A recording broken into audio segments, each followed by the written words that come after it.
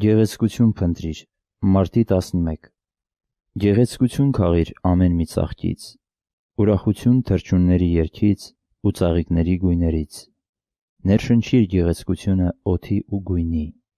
Երբ ես ցանկացա գեղեցիկ մտածում արտահայտել, սքանչելի ծաղիկը ստեղծեցի։ Այս արդեն ասել եմ քեզ, մտածիր։ Երբ ես ցանկանում եմ ներկայացնել մարդկանց, թե ինչպիսին եմ ես և ինչպիսին է իմ հայրը, աշխատում եմ ստեղծել շատ գեղեցիկ նկարագիր, ինչպես որ գեղեցիկ ծաղիկն է իմ մտածումի պարզ արտահայտությունը, այդպես էլ դուք ընդունեցեք ձեզ իբրև արտահայտությունը իմ հատկությունների։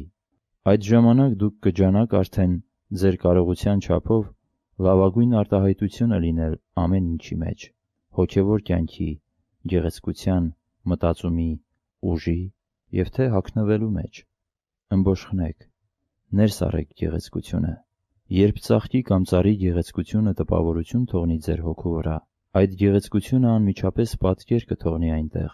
որը այնուհետև անշուշտ կարտահայտվի ձեր գործերի մեջ։ Իմացեք, որ ոչ երկրային հոգսերը ու ոչ էլ տառապագին մտածումները չկարողացան խանգարել ինձ տեսնելու ծաղիկների գեղեցկությունը։ Ձեր շուրջը դարձող այս աշխարհի մեջ